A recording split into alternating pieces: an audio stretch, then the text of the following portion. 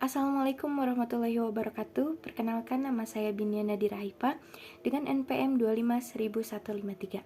Di sini saya akan sharing mengenai anti korupsi dalam memenuhi era digital. Nah, ngomong-ngomong era digital, saat ini tuh ruang digital telah menjadi bagian penting dari kehidupan sehari-hari. Baik media sosial, platform pendidikan, layanan publik berbasis elektronik, hingga transaksi keuangan online yang memberikan kemudahan dan juga efisiensi. Namun, kemajuan teknologi juga membuka peluang terjadinya praktik korupsi dalam bentuk baru yang lebih kompleks dan sulit terdeteksi. Oleh karena itu, pendidikan anti korupsi juga harus hadir untuk memenuhi ruang digital agar nilai kejujuran dan juga integritas tetap terjaga. Nah, korupsi ini tuh apa sih? Korupsi merupakan tindakan penyalahgunaan kekuasaan ataupun jabatan dan juga kepercayaan untuk kepentingan pribadi atau kelompok yang tertentu yang juga merugikan negara dan juga masyarakat. Secara umum, korupsi itu diatur dalam Undang-Undang Nomor 31 Tahun 1999 tentang pemberantasan tindak pidana korupsi sebagaimana telah diubah dengan Undang-Undang Nomor 20 Tahun 2001.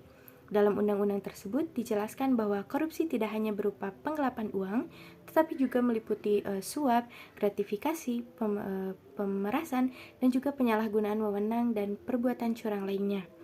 Dalam konteks digital, praktik korupsi ini dapat terjadi melalui manipulasi data elektronik, penyalahgunaan sistem informasi, hingga penyalahgunaan pelanggaran yang berbasis teknologi. Hal ini tuh sejalan dengan ketentuan pasal 3 Undang-Undang Tipikor yang menegaskan bahwa setiap orang ini yang menyalahgunakan kewenangan karena jabatan atau kedudukannya dapat dipidana. Artinya, meskipun dilakukan secara digital, perbuatan tersebut tetap termasuk kepada tindak pidana korupsi. Ruang digital juga seharusnya menjadi sarana transparansi dan juga akuntabilitas pemerintahan sendiri yang telah mendorong keterbukaan informasi publik melalui Undang-Undang Nomor 14 Tahun 2008 tentang keterbukaan informasi publik yang bertujuan agar masyarakat dapat mengawasi penyelenggaraan. Jika dimanfaatkan dengan baik, teknologi ini justru dapat menjadi alat untuk mencegah dan juga memberantas korupsi. Nah, pendidikan anti korupsi juga dibutuhkan atau harus diperkuat melalui peran pemberantasan korupsi yaitu KPK yang dibentuk berdasarkan Undang-Undang Nomor 19 Tahun 2019. KPK itu tidak hanya melakukan pendidikan tetapi juga termasuk memberantas korupsi itu tidak cukup dengan hanya hukuman gitu, tetapi juga membutuhkan pembentukan karakter dan juga kesadaran bagi masyarakat. Nah, semangat memenuhi ruang digital ini mengajak generasi muda untuk menggunakan ruang digital secara positif dan juga bertanggung jawab.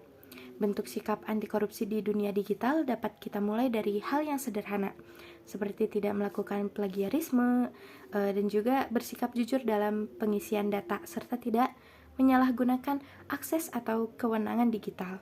Nah, perilaku jujur tersebut merupakan cerminan nilai anti korupsi yang sejalan dengan hukum yang berlaku. Selain itu, masyarakat juga perlu memiliki literasi digital yang baik agar tidak mudah terpengaruh oleh berita hoax dan juga informasi yang dapat menyesatkan, yang dapat melindungi praktik korupsi gitu. Dengan mengisi ruang digital dengan konten yang edukatif, kritis, dan juga berbasis hukum untuk menciptakan ruang digital yang bersih dan juga berintegritas. Sebagai generasi muda di era digital saat ini, kita memiliki tanggung jawab dan juga baik di dalam moral maupun hukum untuk menjaga ruang digital tetap bebas dari korupsi.